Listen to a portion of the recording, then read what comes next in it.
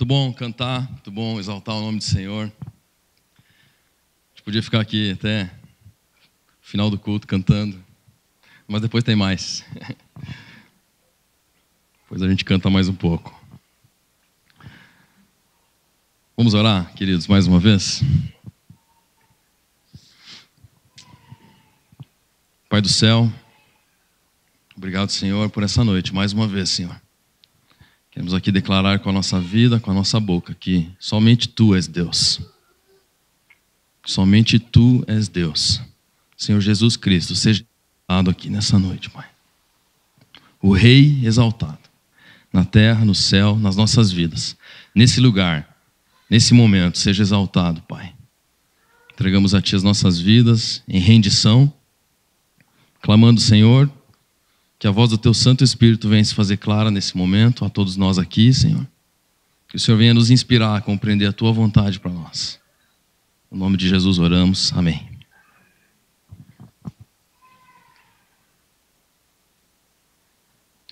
Convido os irmãos a abrirem a Bíblia.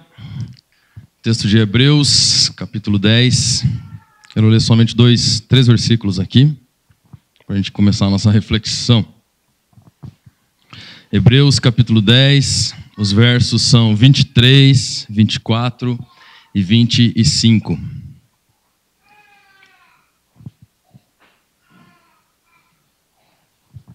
Hebreus 10, 23 a 25.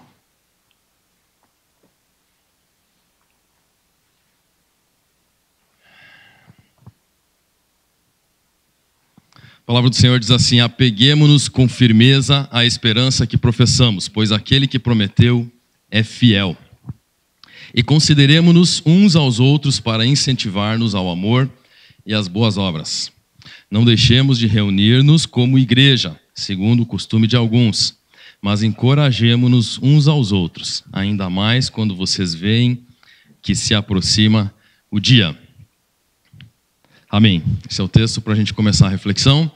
E nós temos falado muito ultimamente, encerramos domingo passado uma série chamada Koinonia, que o pastor Natan nos levou a uma reflexão muito profunda e verdadeira a respeito da nossa responsabilidade como irmãos em Cristo, como família de Deus, de uma comunhão sincera, uma comunhão verdadeira, que podemos adquirir através do sangue de Jesus, que está em mim e você, do Espírito dele que está em nós. E eu quero, de alguma forma aqui, agregar essa palavra também um sentido. E começar falando sobre algumas expressões que a gente ouve por aí, que são muito comuns e que faz parte do pensamento de muitas pessoas hoje, na nossa sociedade contemporânea, nossa sociedade de hoje. Aquelas frases do tipo assim: ninguém é de ninguém. Ou o importante é curtir o momento. Faça o que o seu coração mandar.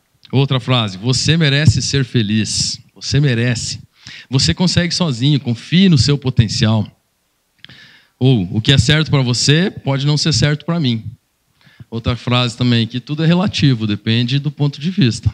Pode ser para você, mas pode ser para mim outra coisa, e as duas coisas, tudo bem, tranquilo. Existia um tempo atrás, rolando na TV, um comercial do achocolatado, do Toddy, né? Toddy melhor que Nescau, só para fazer um parênteses aqui. Tá, mas o comercial era do Toddy, que o cara chegava numa loja e o nome da loja era Loja da Verdade. E aí, sei lá, o cara ou a mina chegava assim e pedia pro vendedor: ei, me dá uma verdade. E aí o cara largava uma letra pra mina assim, falando alguma coisa que era verdade para a vida dela ou sobre alguma outra pessoa, né? Ou ele chegava assim: ei, você tem uma verdade aí? Me dá uma verdade hoje. E aí o vendedor dizia alguma coisa, né? Tem alguns vídeos ali no YouTube, se vocês procurarem ali o comercial da verdade do Toddy, vocês vão achar. É até engraçado. E outra coisa, outro exemplo que eu quero citar. Muito tempo atrás, isso já faz bastante tempo, né? Surgiu uma música aí de uma cantora E ela dizia assim: tô nem aí, era o nome da música. Tô nem aí, eu tô nem aí. Pode ficar no seu mundinho que eu não tô nem aí. Depois ela fala de novo essa expressão: tô nem aí, não me vem falar dos seus problemas que eu não quero ouvir, não vou ouvir. Claro que ela estava falando ali, era uma dor de cotovelo, né? Ela estava falando ali em relação a um relacionamento passado que ela teve, e ela dizia pro cara assim: não quero mais saber de você. Mas o refrão pegou e ficava martelando na nossa cabeça. Eu me lembro que eu era bem piá ainda, eu era adolescente. E eu escutei aquele refrão assim, e eu não me contia, eu gostava de escrever. Hoje não escrevo tanto, mas quando eu era adolescente escrevia uma porção de coisas. E eu peguei aquele refrão e fiz um artigo, fiz um texto em cima do refrão da música, falando sobre esse pensamento da sociedade, de que, né, que a gente não está nem aí para os problemas dos outros. Peguei o texto ali para fazer uma analogia, né, e mandei para o jornal da cidade. Eu morava lá em Santa Cruz do Sul. Mandei para o jornal, assim, o texto sem muita pretensão, né? Eu era bem piá, acho que eu tinha uns 15 anos. E mandei, e deu uns dias ali, foi publicado no jornal a minha resenha, né? Meu artigo, sei lá. E aí me causou até uma surpresa, assim.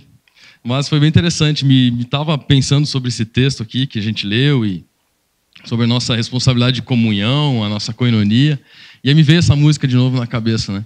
Eu acho que essas frases, essas expressões, esse comercial, essa música, esse refrão dessa música, expressam muito um pensamento contemporâneo, um pensamento da nossa sociedade hoje, de que a maioria das pessoas realmente não está muito aí preocupada com as coisas dos outros.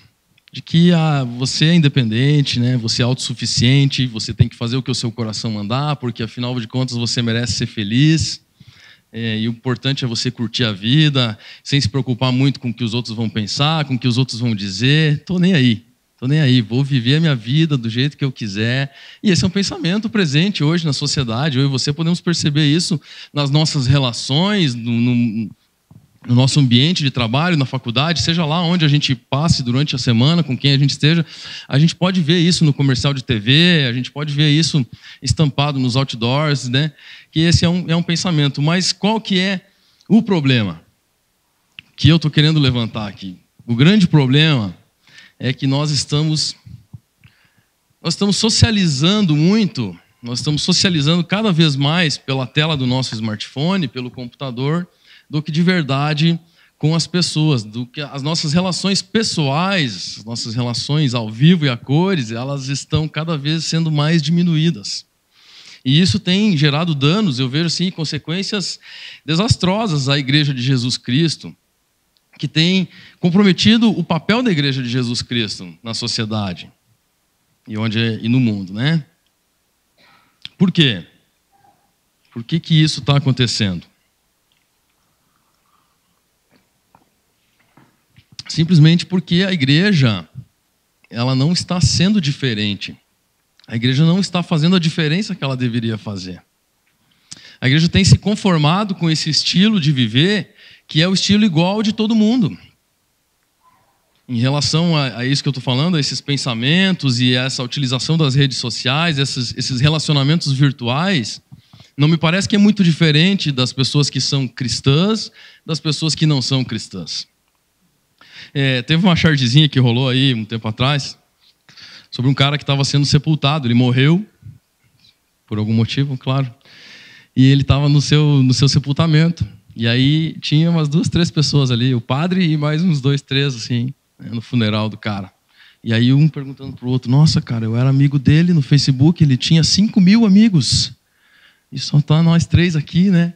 O cara se surpreendendo, né? Porque não tinha ninguém no funeral do cara, mas, pô, era um cara tão cheio de amigos, né? A gente tem os nossos amigos no Facebook. Na verdade, os nossos relacionamentos, eles estão cada vez mais superficiais. Não há mais profundidade, não há mais intimidade, não há mais cumplicidade nas nossas relações. Em parte, isso aí tem a ver um pouquinho com o que eu estava compartilhando com os adolescentes. O Matheus está aí. Nessa quinta-feira aí, na nossa reunião de quinta-feira com os adolescentes, em uma conversa que a gente estava tendo lá na casa do Lucas. E João 10:10, a gente leu esse texto, diz que o ladrão vem para roubar, para matar e para destruir. Essa figura do ladrão aqui representa o diabo, o inimigo das nossas almas. E a Bíblia diz que o ladrão vem para roubar a nossa vida. Ele vem para destruir a nossa vida. Ele quer roubar a nossa vida. E eu perguntei assim para a gurizada: o que está te dominando? O que domina você? O que pode te dominar? E nós estávamos falando ali sobre o Pokémon GO, sobre outros joguinhos, apps, né? De celular, de smartphone. São as coisas que ganham o nosso tempo, são as coisas com que a gente fica focado, envolvido, entretido durante horas e horas, coisas que roubam o nosso tempo com a família, o nosso tempo com Deus, o nosso tempo com os nossos filhos, com os nossos amigos. Essas coisas podem nos dominar. E aí nós comentamos assim sobre o que significa estar viciado, o que significa um vício. Um vício é quando algo usa você, algo que você estava usando começa a te usar. E isso não funciona de maneira nenhuma em nenhum lugar. Isso só funciona com Cristo. Aí nós falamos assim, quando Cristo começa a te usar e você fica viciado em Cristo, aí dá certo. Mas qualquer outra coisa, aí não dá certo. Quando você está usando alguma coisa e de repente você percebe que está gastando tanto tempo, tanta energia, investindo tanto recurso, você está tão vidrado naquilo que aquilo ali começa a te usar. É a situação de uma pessoa que está contaminada pelas drogas, dependente químico. A droga começa a usar a pessoa. O que ela começou a usar para o seu prazer um dia, agora a droga começa a usar porque ele se tornou um dependente. É viciado. Assim, tem jogos de smartphone, tem aplicativos, WhatsApp, Facebook, qualquer outra rede social, que podem se tornar um vício na nossa vida. Essas coisas podem começar a nos usar. Nós começamos usando elas e aí elas podem começar a nos usar. E Paulo escreve lá aos Coríntios que tudo me é lícito, tudo é permitido, mas nem tudo me convém. Eu não deixarei com que nada me domine, segundo outra versão desse mesmo texto. Tudo é permitido, mas eu não deixarei que nada me domine. A igreja é o corpo de Cristo, né? A instituição também da igreja.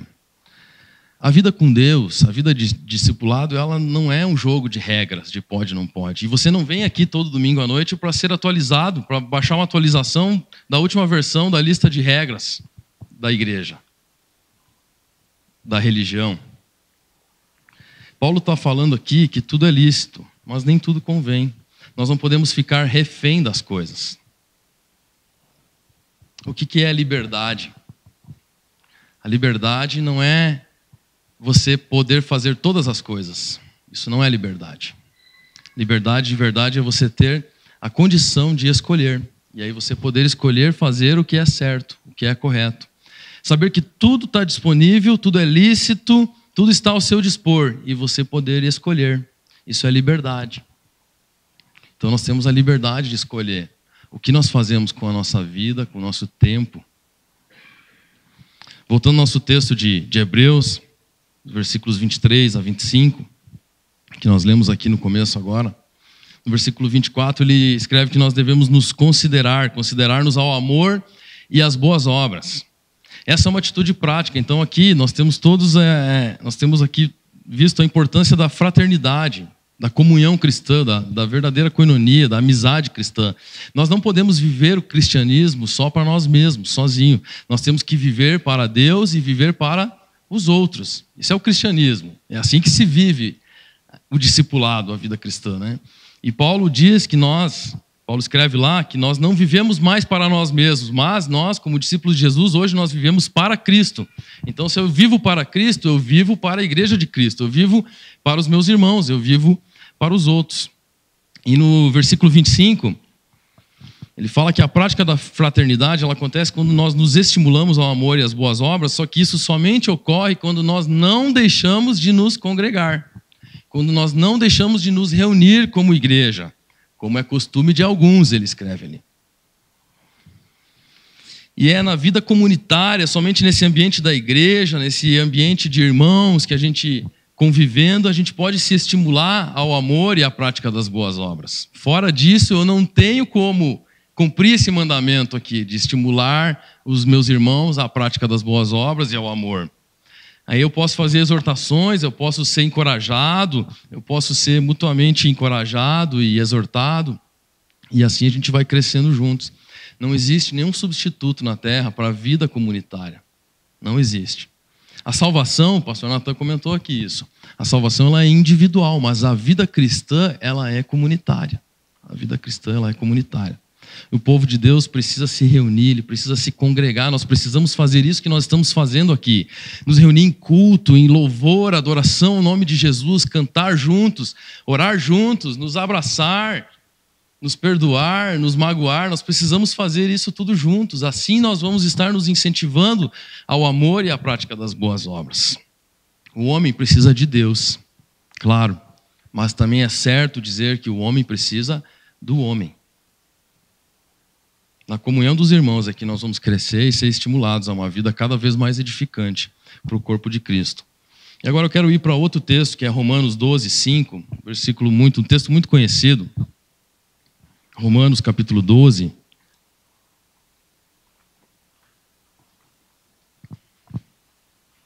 Onde Paulo faz uma analogia da igreja, do corpo de Cristo com o corpo humano. E lá no versículo 5, ele diz assim: também em Cristo nós, que somos muitos, formamos um corpo, e cada membro está ligado a todos os outros.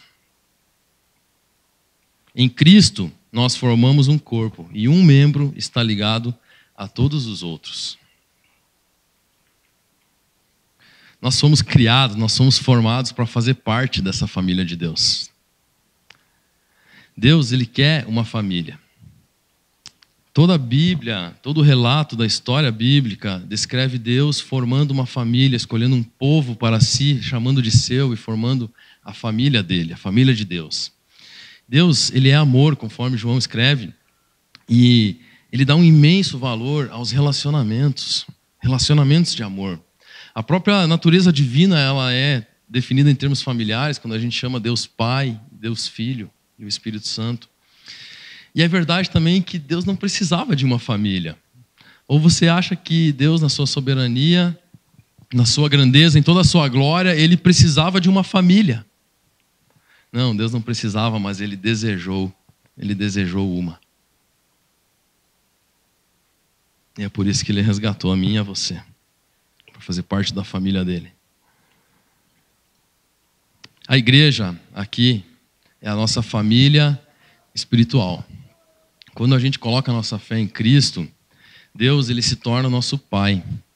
E nós nos tornamos filhos de Deus. Assim nós nos tornamos irmãos. Em Romanos 8 está escrito que o Espírito Santo testemunha que nós somos filhos de Deus, que nós recebemos um Espírito que nos adotou como os filhos. Então os outros crentes se tornam nossos irmãos e a igreja se torna a nossa família espiritual. E fazer parte dessa família é um privilégio dos maiores do mundo, a maior honra que podemos ter, de fazer parte da família de Deus, do reino de Deus. E Jesus mesmo, ele nos chama de irmãos. Lembra quando ele escreveu lá em Mateus, que ele estendeu as mãos para os discípulos e falou: aqui estão a minha mãe e os meus irmãos. Todo aquele que faz a minha vontade é meu irmão. Jesus nos chama de irmão. Agora, nesse mundo atual, nesse contexto atual em que a gente vive, esse mundo chamado depois da pós-modernidade, que tanto valoriza isso que nós estávamos falando no início aqui, o individualismo, as conquistas pessoais, a gente pode facilmente esquecer do que realmente importa na nossa vida. Do que realmente importa. E o que importa na vida? O que importa é o amor, essa vida em comunidade que nós vivemos através do sangue de Jesus, que nos uniu, que nos juntou, que nos reuniu em uma família. Ela consiste em amar. E Deus é amor, e a lição mais importante que a gente tem para aprender como cristãos é aprender a amar. Amar como Jesus nos amou. Ou seja, aprender a ser como Jesus. E se Jesus é o amor, então nós precisamos aprender a ser o amor, aprender a amar de verdade. Quando nós amamos de verdade, nós nos tornamos mais parecidos com Ele. E quanto mais nós amamos de verdade, um amor altruísta, um amor verdadeiro, um amor sincero e real, um amor profundo, um amor dele, mais nós nos tornamos parecidos com Jesus, que é o nosso alvo. Nosso alvo de nos tornarmos parecidos com Jesus, a caminhada do discipulado. O amor é o fundamento de todos os outros mandamentos. Lembra que Paulo escreveu lá para os Gálatas que toda a lei se resume num único mandamento, que é amar o Senhor e ao seu próximo como a si mesmo. Citando lá o texto de Levítico. Só que amar altruisticamente, amar com esse amor que eu estava falando aqui, não é uma tarefa fácil. Você e eu sabemos disso. Muitos de nós já tentamos e já caímos, já erramos nessa tentativa, nessa caminhada de encontrar o amor verdadeiro, de viver, praticar o amor verdadeiro. A verdade é que vai contra a nossa natureza egoísta. E mais ainda por nós estarmos com esse pensamento tão ligado à nossa mente, um convívio tão forte com esse pensamento desse mundo que nós vivemos hoje, maior ainda a nossa dificuldade. E nós temos toda a vida para aprender a amar. A verdade é que nós vamos morrer tentando amar perfeitamente. Nós vamos morrer tentando acertar. Nós vamos fazer isso até o fim da nossa vida. Mas a ideia é melhorar a cada dia. Que amanhã eu consiga amar um pouquinho mais do que hoje. Que amanhã eu consiga me tornar um pouquinho mais parecido com Jesus do que hoje. Olhando para os nossos erros, olhando para o passado e melhorando. E aí Gálatas 6 também, Paulo vem escrever que enquanto nós temos oportunidade, nós devemos fazer o bem a todas as pessoas. Especialmente aos da família da fé. Por que Deus insiste que nós devemos amar a todos, dando uma atenção especial aos da família da fé? Deus quer que a igreja, que você e eu, que o seu corpo, que a sua noiva seja reconhecida no mundo pelo amor. É através do amor da igreja que o mundo vai conhecer a Ele. Isso está escrito lá em João 13, 34, 35. Que Jesus nos dá um novo mandamento, que é como Ele nos amou, nós devemos amar o nosso irmão. E que se nós nos amarmos, o mundo verá que nós somos discípulos dEle, que nós somos filhos de Deus. Deus deseja que nós nos associemos, que nós façamos associações, que nós nos unamos, tenhamos unidade com outros cristãos, com outras pessoas. Por isso que nós estamos aqui buscando isso. Em cumprimento a esse desejo de Deus, você não veio aqui por acaso hoje só cantar umas músicas, escutar uma palavra. Não, você veio cumprir um mandamento do Senhor, que é de se relacionar com o seu irmão, de se relacionar com outras pessoas que às vezes podem ser até irritantes. Pessoas podem estar te frustrando em algum momento, pessoas que nos decepcionam, pessoas imperfeitas. Assim como você, assim como eu. Mas essa união com outros cristãos nos mostra 3 verdades. E aqui eu vou citar Rick Warren num livro muito conhecido, de Uma Vida com Propósito, que ele fala. 3 verdades sobre essa união de amor que nós temos com outros cristãos dentro da igreja. Que a melhor utilidade que se pode dar à vida é amar. Falando em amor, a melhor coisa que você pode fazer na sua vida é amar. A melhor coisa que você pode fazer. Existem muitas coisas que você pode fazer na sua vida, mas a melhor de todas é amar. Então essa deve ser a nossa principal prioridade, a nossa maior ambição, nosso maior objetivo. E os relacionamentos, eles devem estar, então, acima de todas as outras coisas. Porque quando nós estamos falando em amor, nós estamos falando em pessoas, em relacionamentos. Nós não estamos falando em coisas, em objetos, em bens materiais, em dinheiro. Quando a gente fala em amor, a gente fala em pessoas, em outras coisas. Então, como essa é a nossa principal prioridade, os relacionamentos devem ter prioridade acima de tudo, o amor. A verdade é que a vida sem amor, ela não tem valor. A vida sem amor, ela não tem valor. O texto áureo do amor, aquela poesia tão bela, tão linda do apóstolo Paulo em 1 Coríntios 13, que diz que ainda que eu dê tudo aos pobres, ainda que eu entregue o meu corpo para ser queimado, que eu entregue tudo que eu possuo, se eu não tiver amor, nada disso vai valer a pena, nada disso valerá. Só que, engraçado como a gente tem essa verdade, a gente conhece isso, e eu tenho certeza que todos aqui já sabem disso que eu estou falando. Quando estudei isso e refleti nesse texto, eu pensei assim, puxa, eu já sei isso. Mas eu comecei a me perguntar por que é que os nossos relacionamentos, então, frequentemente, eles ficam tão apertados, tão espremidos dentro de uma agenda da nossa semana, de uma rotina que é tão puxada, tão pegada, tão cheia de compromissos. Por que os nossos relacionamentos eles estão tão apagados, tão em segundo plano? Por que a gente despreza tanto os nossos relacionamentos? Parece que eu preciso encontrar dentro da minha agenda, eu preciso pensar e repassar toda a agenda da semana para ver qual que é o dia da semana, o horário que eu vou ter um tempinho para poder ficar com os meus filhos, para sair com eles, para dar uma banda, que nem eu falo com eles. Esses dias eu estava no carro e de repente a Maria falou: pai, quero dar uma banda lá na OMA. Eu olhei e falei assim: nossa, ela está falando igual eu, né? E a gente fica tentando encontrar um tempo para dar uma banda com o filho. Eu estou falando de filho, que é naturalmente alguém que você já tem um amor quase que parece assim, automático. Que você não, às vezes sim, né? Mas normalmente você não precisa se esforçar tanto para amar o seu filho. Às vezes você precisa se esforçar muito. Mas eu estou falando de um filho que a gente ama demais, que a gente seria capaz, qualquer pai e mãe aqui vai concordar que eu estou falando, capaz de fazer qualquer coisa, capaz de dar a vida no lugar do filho, se preciso fosse. Ainda assim, essa pessoa que a gente tanto ama, a gente fica encontrando tantas dificuldades para passar um tempo com ela.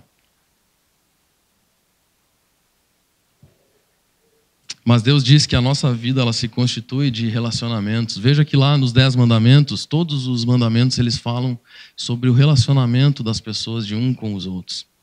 Dos 10 mandamentos, 4 falam do relacionamento do homem com Deus. E os outros 6 falam do relacionamento com o próximo. Os relacionamentos são o que mais importa na vida. Não são os bens materiais, não são as realizações, a carreira, o status, o que você pode conquistar materialmente falando. Essas coisas, essas ocupações, elas são, na verdade, um grande inimigo, uma grande distração dos nossos relacionamentos. E muitas vezes elas nos afastam dessa prioridade, né? Desse alvo principal, esse objetivo que é o amor, amar. O amor, ele é para sempre. Deus é eterno. E lá no mesmo texto de 1 Coríntios 13, na poesia do amor, ele termina dizendo assim que permanecem, portanto, a fé, a esperança e o amor. Mas o maior deles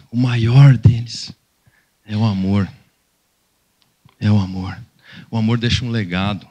A forma de tratar as outras pessoas é a influência mais duradoura que a gente pode deixar. Você já viu alguém que está lá para morrer, no leito de morte, e começar a pedir assim: me traga aqui os meus diplomas, os meus títulos, traz aquele Rolex, aquele relógio de ouro, que eu quero ficar com ele aqui, quero morrer junto com ele. Não. No fim da vida, todos, sem exceção, se preocupam com uma única coisa: as pessoas, com os relacionamentos. O cara está morrendo, ele fala assim: me traz aqui aquele meu amigo, eu preciso falar com ele. Me dá o celular aqui, preciso ligar para fulano para falar uma coisa ainda antes de partir. E no céu, quando a gente chegar lá, Deus não vai colocar a gente sentado na frente dele e vai me perguntar assim: me fala aí da sua carreira, me dá o seu currículo aí, quantos títulos você conquistou, quantos diplomas você tem, quantas faculdades, né? Onde você trabalhou.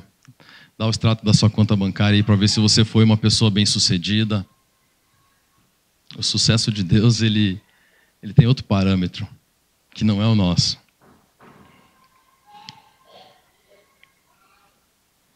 Jesus diz que a forma de amarmos a Ele é amando as outras pessoas.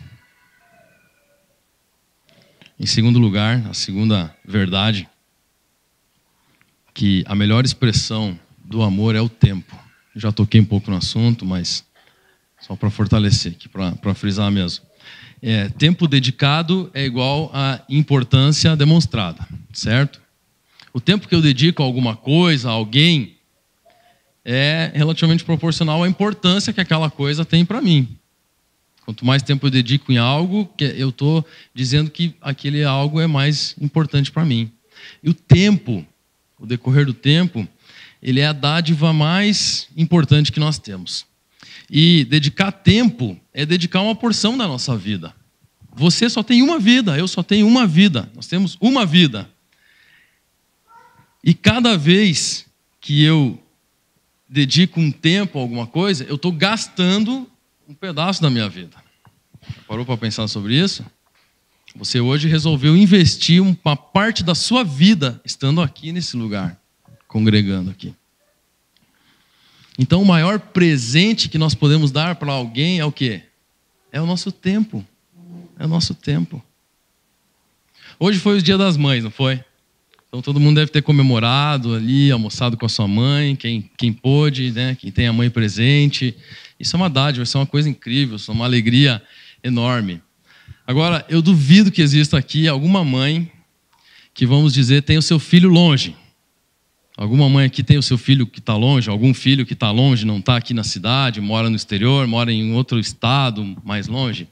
Acredito que tenha, né? Eu duvido que alguma mãe aqui tenha essa preferência, né? Ela recebeu pelo correio um presente de Dia das Mães e era algo que ela queria muito, muito.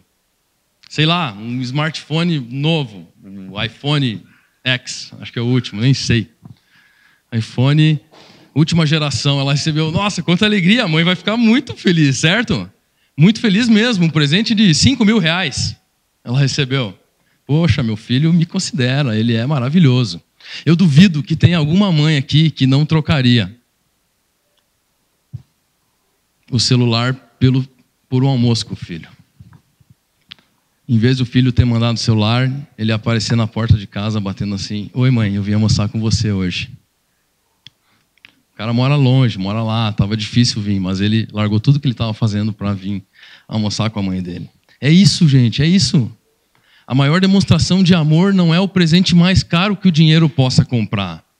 E nós vemos tanto as pessoas hoje, pais, terceirizando o seu relacionamento com os filhos, comprando tempo de outras pessoas, para que outras pessoas passem tempo com o seu filho. O pai pode comprar o ingresso do cinema mais caro, melhor, a sala mais top que existe aqui, mas o filho não vai gostar tanto do que passar 1 hora jogando uma bola com o pai, brincando, fazendo alguma coisa.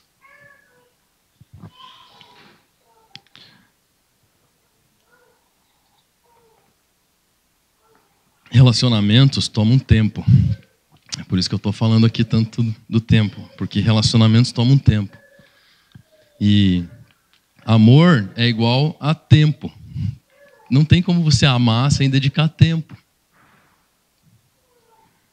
Você pode dar alguma coisa, como um presente de R$5.000, sem amar. Você pode dar um presente de R$5.000 para alguém sem amor nenhum no coração. Mas você não pode amar de verdade sem dar alguma coisa. E o que de melhor nós podemos dar é o nosso tempo. João 3,16 diz que Deus amou tanto o mundo que Ele fez o quê? Ele deu. Deus amou tanto o mundo que Ele deu. Então a gente não pode amar sem dar. E a terceira verdade é que o melhor momento para amar é agora. É hoje, é amanhã, é essa semana. É assim que nós saímos aqui, nós podemos começar a amar. Por quê? Porque nós não sabemos quanto tempo ainda nós teremos para expressar o amor, para expressar esse amor. Nós não sabemos quanto tempo nós teremos. Um dia diante de Deus, novamente. Um dia diante de Deus. Como que nós vamos explicar ao Senhor, a Jesus, aqueles momentos em que tantas vezes, tantas coisas, tantos objetos, tantos projetos pessoais, elas foram mais importantes para nós do que as pessoas? Com quem você precisa passar mais tempo? Com quem você precisa dedicar mais amor? A quem você precisa dedicar mais tempo?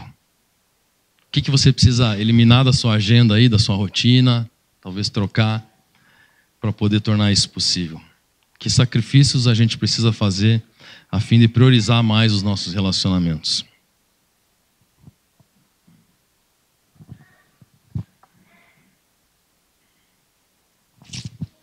A igreja, a comunidade de Jesus, a igreja local, a nossa congregação, o corpo de Cristo aqui reunido, é um lugar ao qual nós devemos pertencer.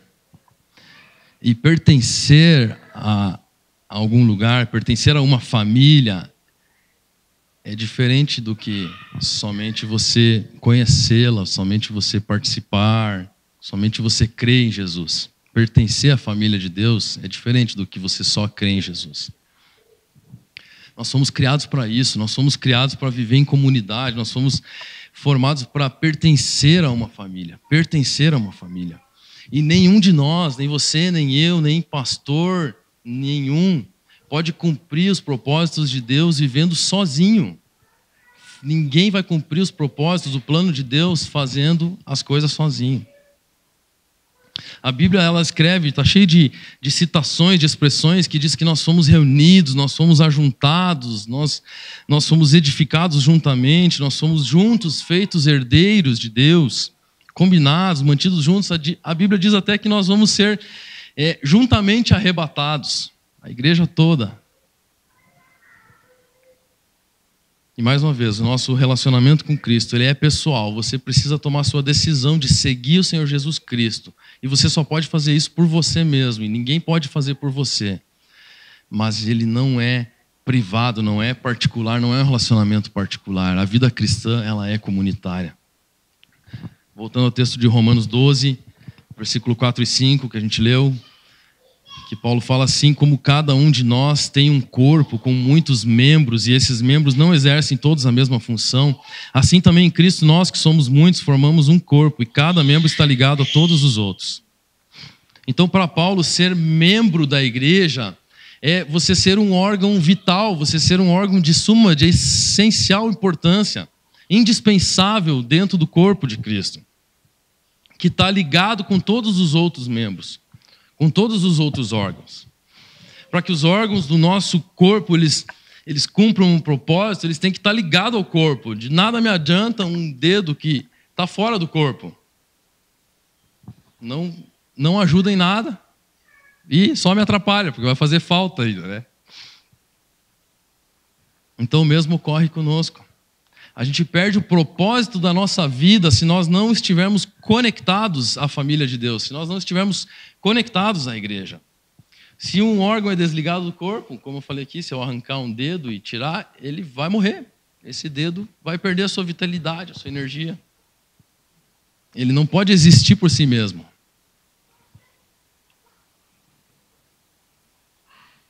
Então, para fechar, mais algumas coisas que eu quero dizer sobre por que nós precisamos da família da igreja. A família da igreja, conforme o texto que eu já citei lá de Romanos 13:35, ela nos identifica como verdadeiros crentes, verdadeiros cristãos. Eu não posso afirmar que eu sou seguidor de Cristo se eu não estou comprometido com a igreja de Cristo. Eu não posso afirmar que eu sou um discípulo de Jesus se eu não me relaciono com outros discípulos de Jesus, com um grupo específico que se diz de mesma fé, de concordância, com o mesmo propósito, com o mesmo ideal. O amor que vocês têm um pelos outros vai provar ao mundo que vocês são meus discípulos. Jesus diz que é assim que o mundo ia conhecer que nós somos discípulos dele, através do amor que nós temos uns pelos outros. E eu não posso amar sozinho. Eu preciso ter você para eu poder amar. Você precisa ter a mim e uns aos outros para a gente poder exercitar o mandamento do amor. Quando nós nos reunimos como igreja, em amor, como uma família, isso dá um testemunho poderoso para o mundo. E o mundo pode ver que nós somos verdadeiros discípulos de Jesus, porque aqui há amor, porque aqui há cumplicidade, há intimidade, aqui há perdão, aqui há graça e misericórdia. Essa família da fé, ela nos retira de um isolamento egoísta. Existe um fenômeno hoje muito grande em crescimento, que é o fenômeno dos desigrejados. E existe até um censo de 2010 que comprova o tanto de pessoas, se eu não me engano, mais de 9 milhões que se declaram evangélicos, mas sem vínculo com nenhuma denominação. Eles se dizem evangélicos, mas não têm relação com nenhuma igreja. Eles não estão comprometidos, compromissados, não estão ligados a nenhuma denominação, nenhum grupo específico. São evangélicos.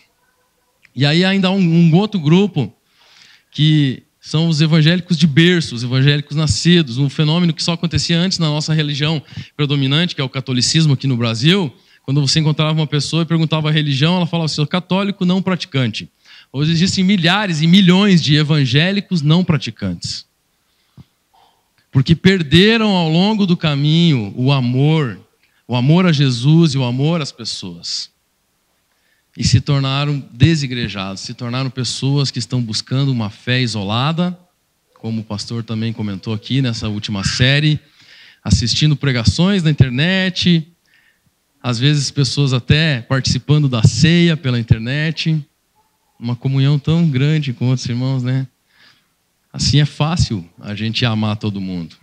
O cara pertence a uma igreja que tem 10 mil membros, mas ele não conhece ninguém, porque ele só assiste o culto na internet. Aquela ali é a igreja do cara, ele está se alimentando. Não há como, não tem jeito. Então, a família da igreja, essa prática da convivência, ela vai nos retirar de um isolamento egoísta.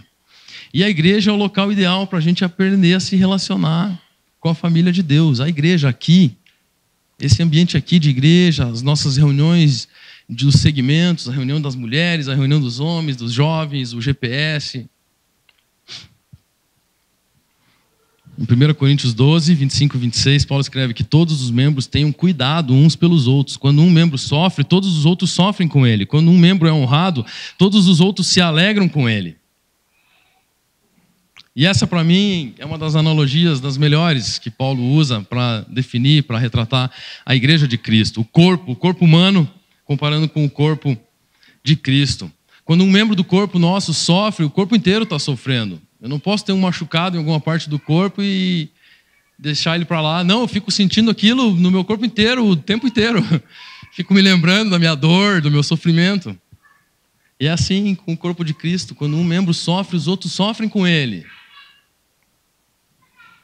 Eu só vou conseguir sofrer com você se você viver comigo, se nós vivermos juntos, se eu saber da sua dor, da sua dificuldade, das suas ansiedades, dos seus problemas. Se eu puder orar com você aqui, por você, e se você puder fazer isso pelos outros também. Jesus Cristo deu a sua vida por nós e devemos dar a nossa vida pelos nossos irmãos. 1 João 3,16. É um compromisso sacrificial que Jesus espera. Que tenhamos uns com os outros, amá-lo como ele nos amou.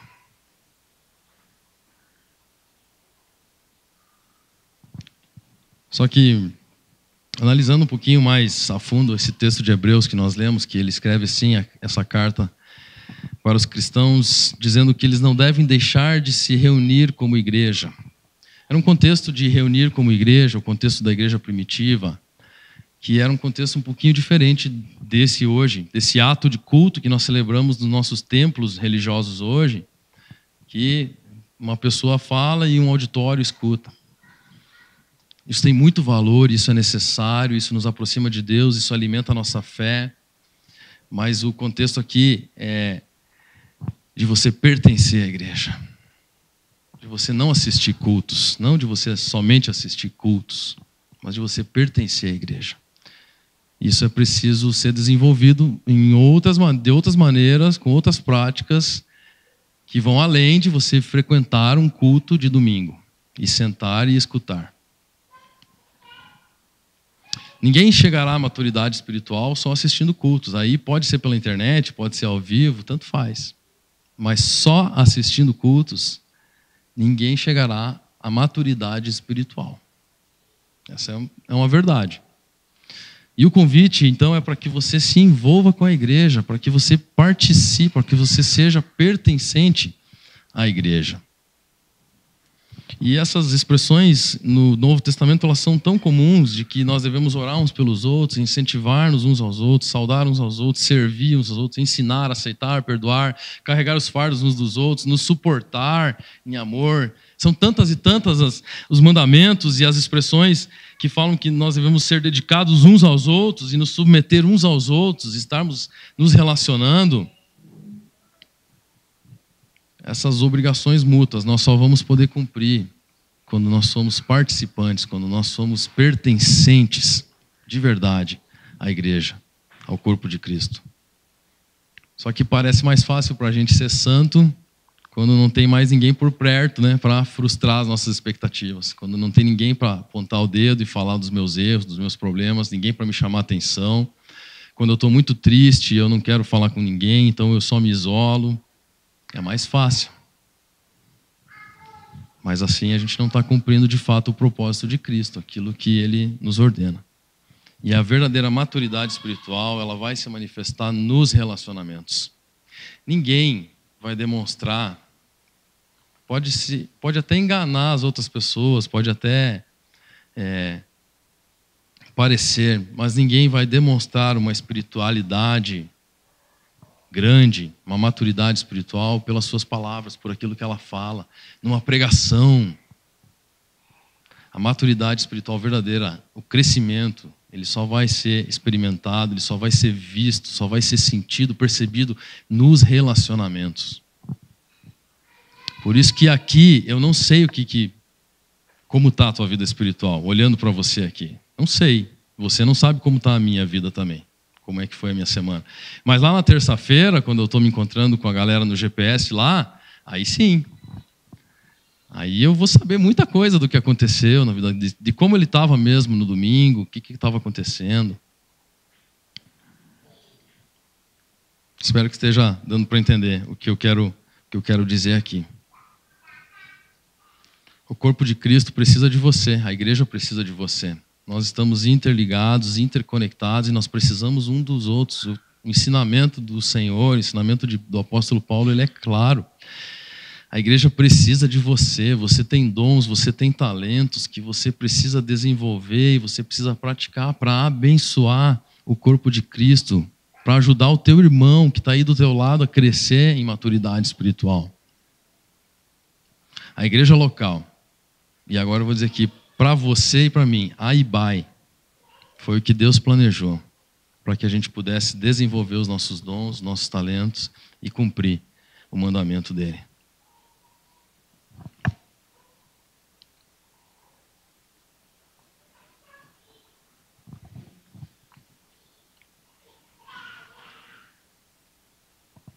Quando nasce uma criança, e temos visto muitas nascerem por aqui, né?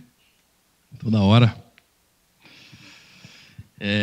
Essa criança ela entra para uma família, certo?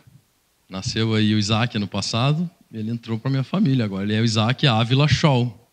Ele tem um nome, ele tem um DNA, ele tem um sangue dos seus ancestrais correndo nas veias dele. Então ele fez automaticamente parte da família, da nossa família natural. E o mesmo ocorre do ponto de vista espiritual. Quando nasce uma criança, uma nova criança na fé, um novo discípulo de Jesus, é necessário que ele pertença a uma família. E automaticamente, quando nasce um discípulo de Jesus, ele pertence ao corpo de Cristo, à igreja viva, espalhada por todo o mundo.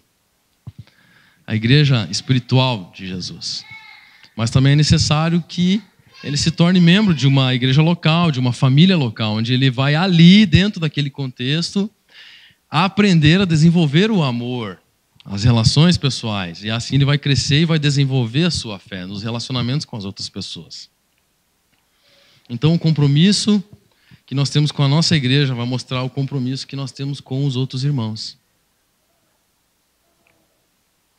Deus quer que você e eu amemos pessoas reais e não pessoas ideais.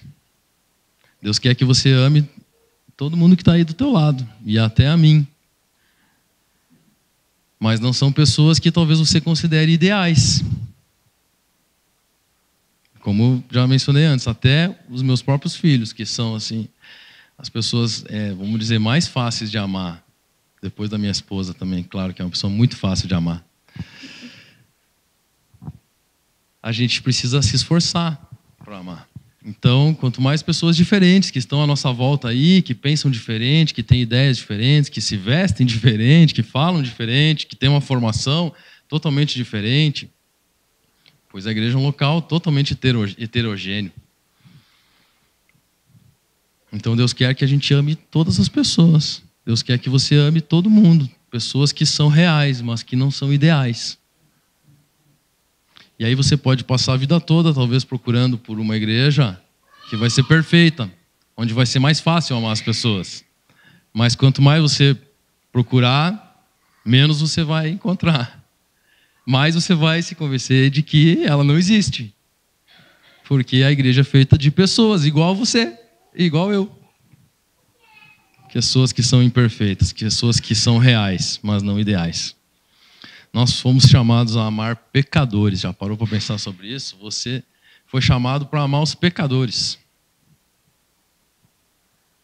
Pecadores imperfeitos, pessoas assim como Deus faz com a gente. Deus nos amou, sendo nós ainda pecadores, Ele nos amou.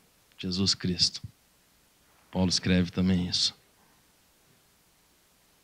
Então, a vida cristã ela inclui compromisso com outros cristãos, com outras pessoas. E ali na comunhão da igreja, aqui nós vamos encontrar a graça, aqui nós vamos encontrar a misericórdia, né? A comunhão da igreja é uma situação onde opera a graça de Deus, onde o amor de Deus pode operar e se manifestar. Existem erros, muitos, existem erros a todo tempo, todo dia, a todo momento, de todas as pessoas. Ninguém está livre de erro. Mas eles são apagados, eles são corrigidos, eles são perdoados. A comunhão acontece quando a misericórdia, quando o perdão e a graça de Jesus opera. Aí existe a comunhão. Todos nós precisamos de misericórdia, todos nós precisamos dessa graça, porque todos nós caímos, tropeçamos, todos nós erramos, e nós precisamos de ajuda para levantar, precisamos de ajuda do nosso irmão que está do nosso lado. E aí não pode haver comunhão sem que haja o perdão. Então, a gente não pode desprezar a igreja que Jesus constituiu sobre a nossa vida. A igreja, os outros irmãos, as pessoas que estão aqui do teu lado, elas estão aqui para te ajudar nessa caminhada, para te ajudar a cumprir o propósito de Jesus na tua vida, de que é amar. Amar. Amar a Ele sobre todas as coisas e amar ao teu próximo como a ti mesmo. As pessoas que estão aí do teu lado, te perturbando, enchendo o teu saco às vezes, cansando a tua paciência, elas estão aí para te ajudar a você cumprir o propósito de Deus na tua vida. Nós carecemos de perdão, todos nós carecemos de perdão, mas é muito mais fácil a gente pensar enquanto as outras pessoas estão nos devendo. Enquanto as outras pessoas precisam me pedir perdão.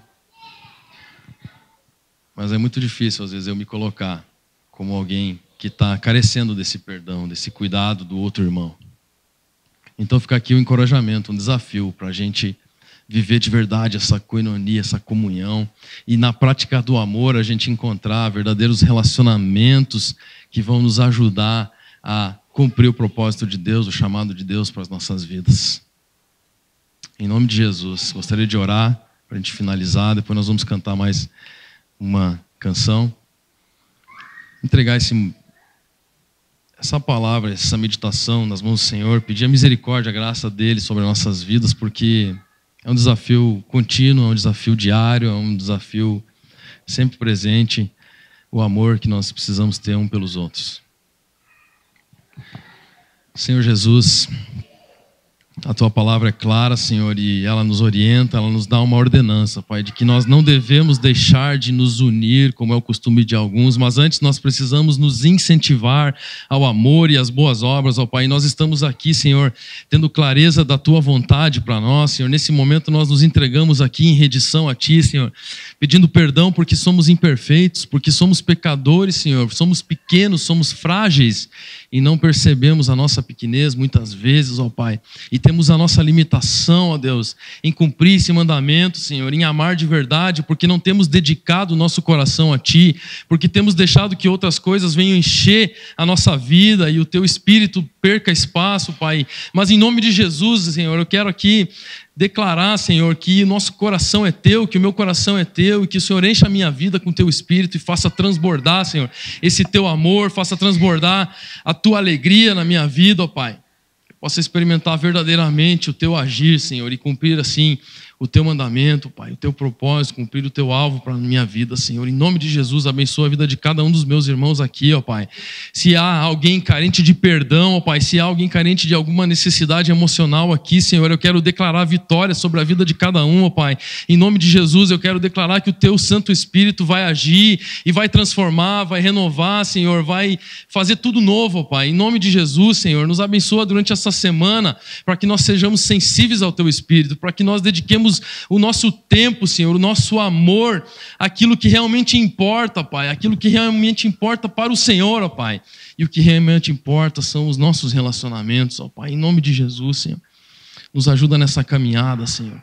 Mais uma vez, perdoa o nosso coração tão falho, tão fraco, Pai, que possamos experimentar coisas novas do Senhor aqui para a nossa igreja todos os dias, ó Pai, que possamos experimentar o verdadeiro shalom do Senhor, a verdadeira coinonia aqui no nosso meio, ó Pai. Aquela comunhão que vem, Senhor, que é do Teu Espírito, ó Pai, em nome de Jesus, que possamos experimentar isso cada dia, cada vez mais e mais, Senhor, na nossa vida, para que sejamos um reflexo do Senhor aqui na terra.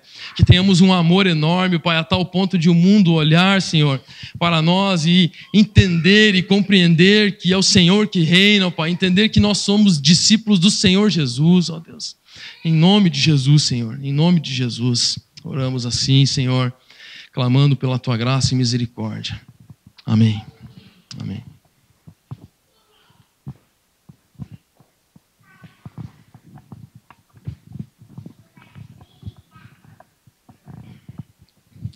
Essa música que a gente vai cantar agora retrata tudo isso muito bem.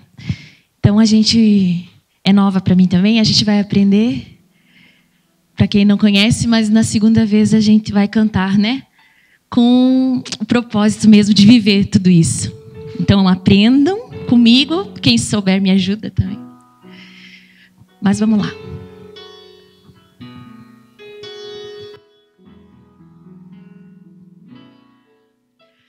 Meu irmão, tu és importante para mim, pois através de ti Deus pode falar comigo. Tuas lutas também são minhas, minhas bênçãos também são tuas.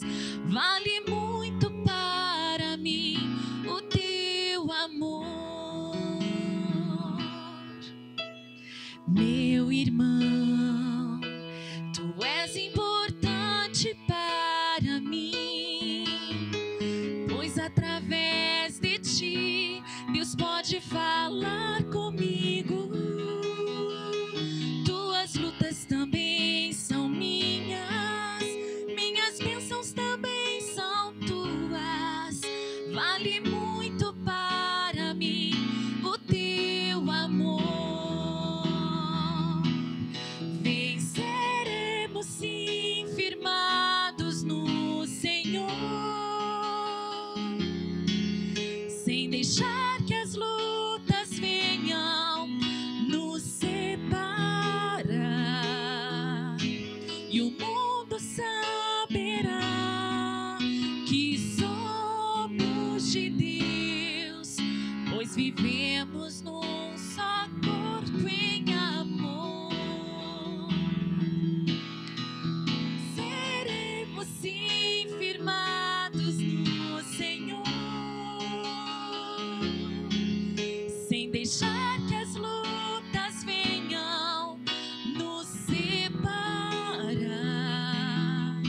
E o mundo saberá que somos de Deus, pois vivemos num só corpo em amor.